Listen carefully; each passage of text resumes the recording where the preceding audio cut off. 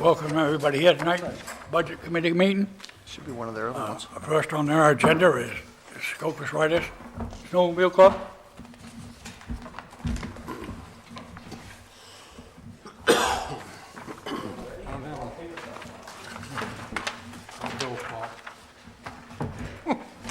Where is it?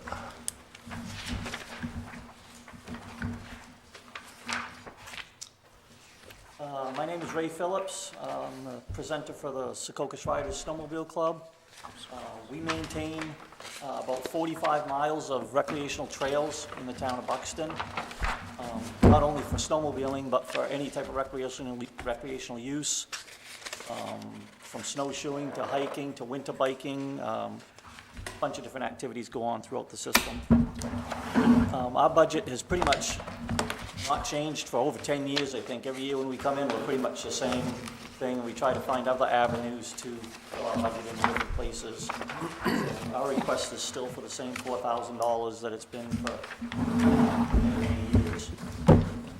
This year, we had a good year for a change. For the last 2-3 years, we haven't had much snow, but this year we had a pretty good snow season, and we was able to get out and do a lot of activities, and stuff like that, see a lot of people out, so. It was good to see people out in the trail system after a couple of years of not so good weather, that's for sure. But pretty simple on my part, that's about all I got. Questions? Lou? All set. All set? Dave? I'm good. Rick? All set. It's probably gonna be the easiest one you got all I'm night. gonna say. The easiest one going. Any of the boys over there? Thank you for coming in, Ray. That's weird. You're thinking of pine? I didn't think, did you have any questions, Bill? Got a bottle? Put it right there.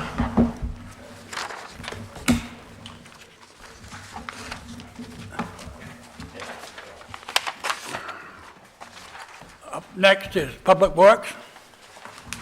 Mr. Kimball?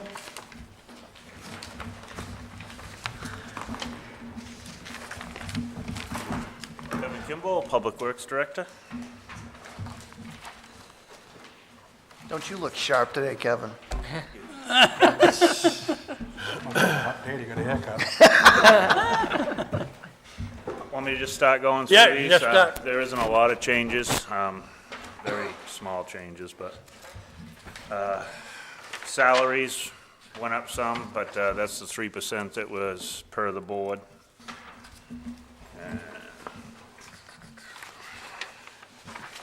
Occupancy costs went up a little bit. Just some stuff had gone up, and it really went up pretty minimal, a little over $1,000. Just stop me if you have any questions. I have a question. Yes. What is the difference between, I may be getting ahead of myself, but occupancy costs, and then you go down to municipal building repair maintenance? Yeah, the occupancy cost is like the recurring cost. The building maintenance or repair would be something like if a heater went or something like that, a big ticket item. Or we had to redo some doors or some siding or something like that. Okay. Thank you. Any further questions? Sir? Telephone stayed the same. Gas, oil, and filter stayed the same. That one's quite variable, depending on how many storms we have or how many events we have, so till we go over that quite a bit, or for a number of years in a row, I think we can leave it the same. Cell phone stayed the same. Equipment rental, that's the roadside mowing.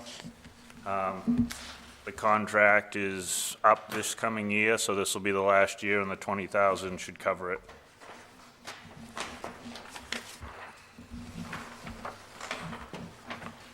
Culverts, I went over last year, so I ordered a truckload at the beginning of the year, and the prices went up quite a bit. And then we had a couple of emergency culverts that we had to do. I order mostly 12-inch. We had to order a couple of 15s. So the $1,000 or so that I'm over is the 15-inch culverts that I had to order for the emergency ones. And where the prices went up so much, I just wanted to bump that up a little bit, just to cover the actual cost of how much we pay for the culverts that we use.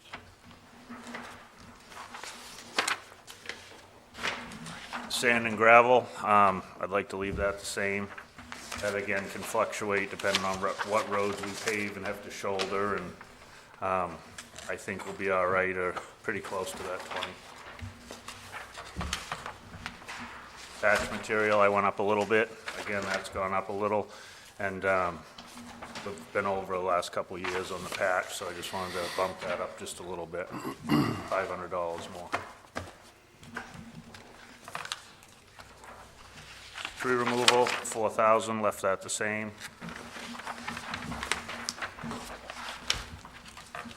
Town signs, 2,500, I left that the same. We can stay within that. Miscellaneous, left it at 600. Again, that fluctuates. That's a little catch-all for just dub stuff, really. What's the second item on the Bayside? The second item on. Yeah, next to job postings, right below that. Bayside, 116 bucks, 58 per person. Where are you looking? Which one? are you looking? Miscellaneous. Miscellaneous.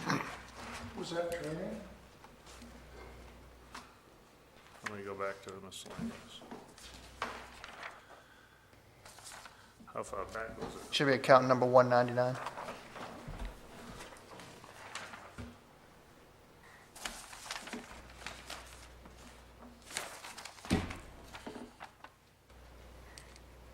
Yours, let me see your page, Kevin. I don't think. Says this line covers unexpected items that can occur, road brooms, caution tape, marking, paint, and other items. That doesn't even. Yeah, job postings as Indeed. And then right below Oh, okay, mine didn't print that. Wonder what this base side is for $58 per person, 116. I don't know what that is. Looks to me like some sort of training is what I would guess, but I didn't put that in there, so I don't, I'm not. I'd have to look at an invoice to see what base side is. I don't know exactly Oh, off the I top of know my what head. it is. It's our drug testing. Oh, Perfect, thank you. Yeah, pre-employment drug Yep. testing, random drug Yeah. testing. Yeah. Bayside occupational. Personal safety gear, I left it the same.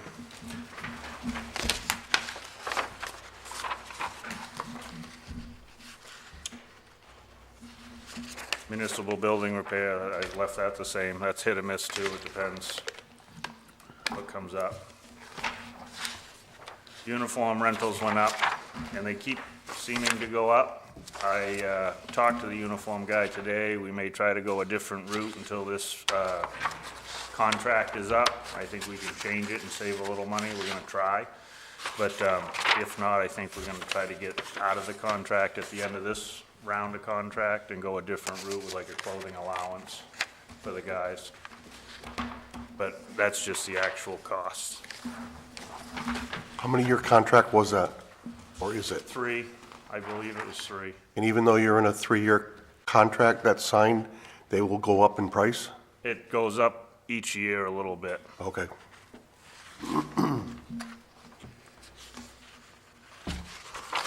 Equipment rental under snow removal, $1,000. That hasn't changed in years. It's just kind of an emergency in case we have to rent a piece of equipment.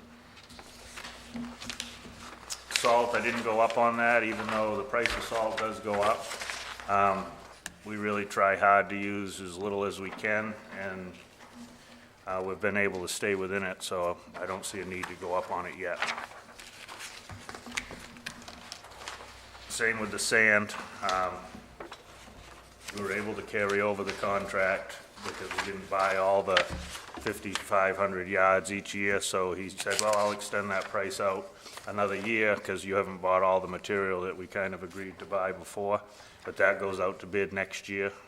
And then we may see an increase in the next budget, but we can hold this price for now.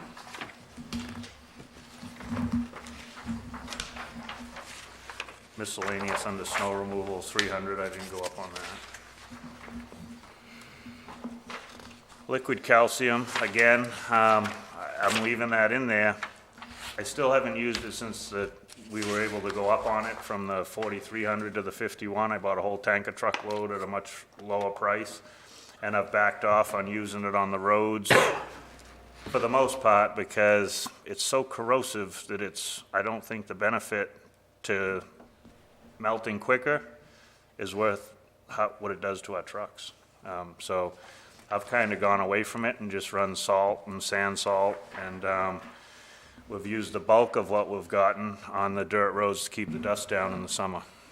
So I left it in there, and I may be able to fill it this year. It's getting down there, but I may be able to stretch that one more year and save that money again. Now, is that something you wouldn't use going forward, you think, or do you have to have it, since you don't really? We have to get see it the every year benefits? for the dirt roads anyway. Okay, So when I got here, they were paying $1.90 a gallon and a small load charge to get it, and I was able to get it for $1.23 a gallon if I bought a whole tanker load. So the tanker load was 4,100 gallons, so to go to 5,100, I was able to buy the whole tanker load, and now we haven't had to buy the small load for 3 years, so that's like, what, $12,000 in savings. So, but I don't want to take it out, so that if we do get down enough that I can fit a whole tanker load, I'll reload, and then we can go another 3 years, hopefully. Yeah. But I just didn't want to take it out and then put it back in, take it out. Plow blade edges, that's cutting edges and the bolts and stuff that go with the cutting edges. We've gone to a different cutting edge. We were getting carbides with cover plates, and they just kept going up and up in price, and then we found a new heavier duty carbide. It's a Sabre brand, and they last 3 times as long. They cost twice as much, but if they last 3 times as long, then we get a better value out of them, plus we don't have to get bolts for each time we change them, and so I've left that alone, and I think if we rotate through the different trucks and do some this year, some next year, we'll be able to stay within that 13.5.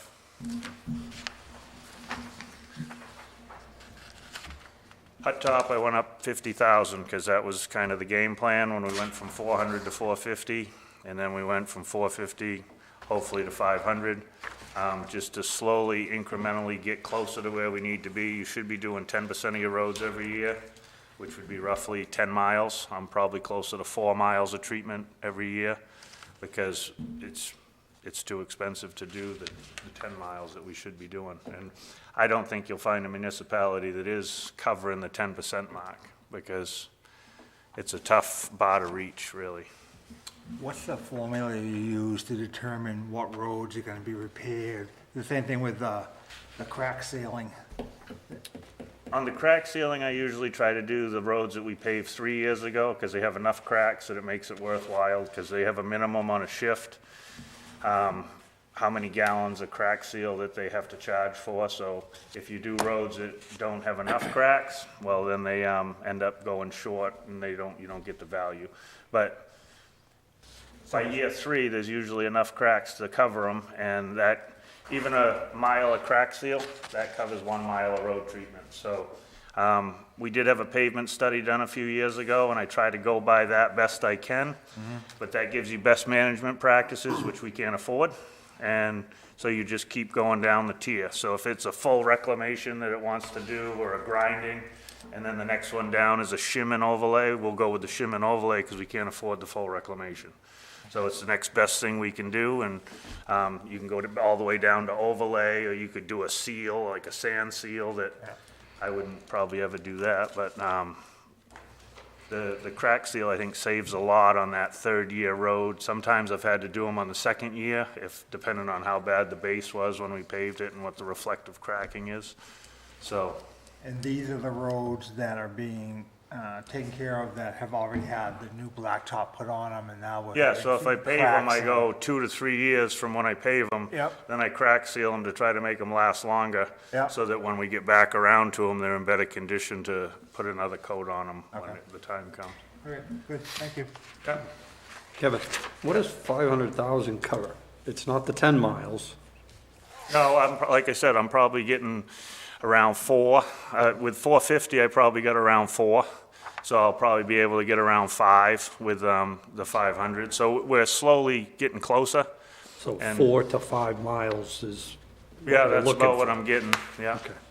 And I've been trying when I put the bid out to kind of keep it in the same area, because sometimes the contractor will give you a little better ton price if they're not reloading and moving and reloading and moving. So I did a lot on the south end this year, and this next one, I'm gonna do a bunch up in Groveville, up in the Hurlin Smith area, and the developments in off Dunnell Road and stuff like that. So Flaggy Meadow, Hurlin Smith, Dunnell Extension, Autumn and Summer and all those roads, and all the developments right off Hurlin Smith. That's where I'm gonna start, and we'll see how far we get depending on how bad the roads are. Because sometimes the shim, it's hard to estimate the shim. If you know, sometimes it's 3/4, sometimes it's an inch, but they do a pretty good job of estimating out the shim. Any more questions on pavement? Equipment repair salary, that was up 3%. And I didn't put in for the second position like I did the year before. That, the lift we got last year made a huge difference, so thank you guys for pushing that forward.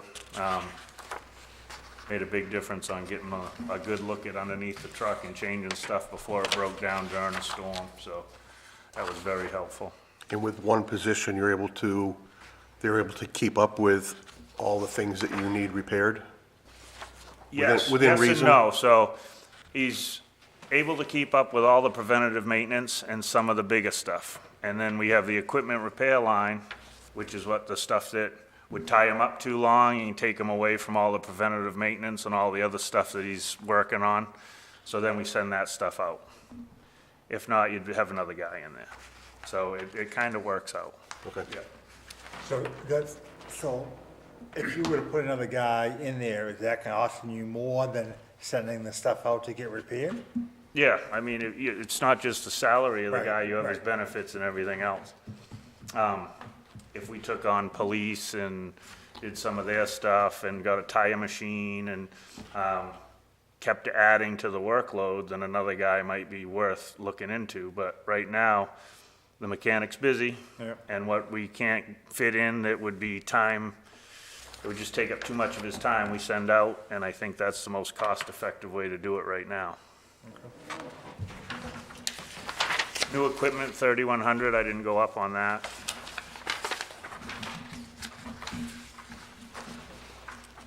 On the equipment repair, what does yours say? Does it say 40 or 45? 40.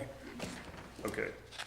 Because I originally, when I met with the selectmen, I'd gone up to 45, and then I backed it back down to 40, because we just took delivery of the new truck we had ordered last year. And I'm putting in for another new truck, because we had one that lost the motor, and it was a 20-year-old truck that lost the motor. So do you put a new motor in a 20-year-old sand truck, or do you get another one? And I think where the fleet's getting to at this point, we should be able to stay. I know we're gonna be over this year, but we've had some pretty major stuff on some of the older equipment. But if we move one of that older pieces of equipment over to a spare, we won't have to put as much money into that one. And the one that just blew up, we put quite a bit of money into that to try to keep it on the road. And now that we've cut our losses on that and are looking at a new truck, we should be able to stay within the 40, I think. Did you say that truck that is over 20 years old or 20 years old? Yeah, it's a 2004. What is the normal lifespan of those vehicles? Depends on the municipality. So a lot of the municipalities, our size and a little bigger, they'll try to rotate them out 7 to 10 years, get a trade-in value, and buy the extended warranty, and then they avoid any big costs, and it's like the cost of doing business. Then you have some bigger municipalities that, like a Portland, say, they have a ton of mechanics, so they may keep them for 20 or plus years, but they're constantly working on them and putting all that time and effort into them. Then you may have some smaller communities that do the same thing. If you run straight sand like they do out in the country, you can probably get away with keeping them a lot longer. It's the salt and the calcium and stuff that just kills them. But I would say we could probably push it to 15 on most of them and still be comfortable. Like I have the 3 that I'd like to work out in the next few years. I mean, I think we'll end up taking a break next year because we do have a pretty good fleet going, but I have the 3 internationals that are 2006, 2008, and a 2012, and they're starting to really show their age, and they have a max force engine in them, which is notoriously bad. Horrible. Oh, yeah, they're nothing but trouble, but if we can limp those along for a few more years until we can work those out, one of them I'll be working into the spare, and one I think I'm gonna be able to work out this year and keep the oldest truck in the fleet that we have, because it doesn't cost us anything. It's been a backup. It's a standard that all the guys can't drive because they don't all have the standard endorsement, but it doesn't have any of the emission stuff. So, and before I got here, they put a new body on it. Before I got here, they put a reman engine in it. Since I've been here, we put a reman rear end in it. And it's not as rotted as some of those other ones because I think it ran mostly sand most of its life probably before, the last 10 years. So that one, we'll try to keep that around as a spare. It seems to run every time you go to start it, and it's limited on who can drive it, but it doesn't cost us anything per se. And I don't think you'll see the big ticket repairs that you will on the internationals with the max force engine. So I'm gonna try to work one of those out and keep that other one as a spare. Equipment repair miscellaneous, I left that at 600. Equipment repair, again, I left this one at 40. I originally went in at 45 to just try to keep bumping those up a little bit, but with the new trucks, I think we'll be able to stay within the 40. I should have listened to you last year, Sheridan, on the line striping, because the cost actually went up a little more than I thought it would. And so the actual cost that it cost me this year was about $31,000 instead of the $26,900. So that's what I put it at, was what the actual cost was. And that's quite a bit of an increase, but this company that we use is still 50% less than any of the other striping companies out there, so. Yeah, that hadn't been bumped up for years. And then on the capital item, I know my figure's off on, I must have printed out the one we did before. What do we have that down at, 260? Yeah. Yeah. So that's actual cost of what the truck will be with radios outfitted. And I'm pretty sure we'll be able to take delivery before the winter on that one, where we waited until March for this last one. But I think there's gonna be one available 1st of July. If we get this approved at town meeting, we'll be able to get that in and we'll have a pretty decent fleet going into the winter. So this one here is gonna replace the one that basically died, that's dead? This one would be replacing the one that blew up Okay. because we already had the other one coming. But now I've had to replace the one that blew up with the one that we had coming. Right. Because that was a frontline truck. Okay. So now that I've replaced that one, this one is to replace the one that, we had to rotate one out. Right, okay. And so that, Okay. yes, it's to replace the one that's blown up, but I still have to use the one now on that route because Okay. that's all we have for options. Okay. Yeah. And I believe that's all I have for you. You have questions for me? You have a question, I'm all set, thank you. Mike? It's good. I think I would like to say one thing though, is that I think in the time that I've been on this budget committee, I think Public Works has probably been the easiest budget to work with, to go through. And I think that's all has to do with you. Thank you. And so, nice job doing it. Try to keep the cost down and still get the job done. We have been down a guy all winter, so we took one route and combined it into the other routes, and it takes a little longer to get stuff done, but every municipality is looking for people that have CDLs. If you get on Maine Municipal. Everybody's looking for a CDL Everybody. driver. There's truck drivers listed for every town. And so we're fighting with everybody to get somebody worth hiring, and hopefully we'll find one. Seasonal's been great, and I think we're gonna lose him next year just because his business is taking off, so I don't think he has time for us anymore. It's been great to have him. Mike Roberts, I don't know if any of you guys know him, but super helpful. Any more questions, Dave? Is salt and sand going to be a continued carryover? It is not. Remember, we had this discussion a couple weeks ago, that the Board of Selectmen has directed me to make sure that the only things that are being carried forward are parks, and that might be it. Cemeteries, just things like that. None of these line items are gonna be carried forward anymore. Do you think you budgeted enough? Yeah, well, you never know. I mean, you could have 10 events, or you could have 5 Yeah. events. So it's a Can't predict it. crapshoot. We've stayed within it every year. Yep. And until we can't, I'm happy to try, because I'd like to try to, it's a nice challenge, you know? If I know I'm bumping up against it, then we'll try to use a little more sand for a couple of the warmer storms, and just try to do stuff a little different to save money and not go over. And that's in the same category as the sand, so you have salt and sand. I haven't been over on my sand ever, so if we had to pull a little from the sand to cover the salt, I mean, I think we'd still be all right in that block, in that 120-23 block. I think we could make it work. Okay, Yep, thank you, nice job. thanks. Correct. Good. No, I was thanks. gonna No, ask I the think same you do, thing. I think you do a great job. You're the one that I don't scratch my head ever at Awesome, on some of these some of the requests, so thank you. I try. Yeah. Okay, thanks. Good luck, man. Bill? Good. I'm good. Good.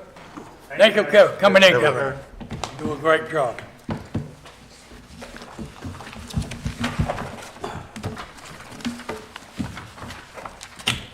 This will conclude the budget meeting for tonight. We'll have one next week on Tuesday. I believe it's the 11th, the date. It should be a pretty full night next week. We've got to get going so we don't fall behind here. Bill's doing a good job of getting on their fannies and calling them and say, look, you got to get it in.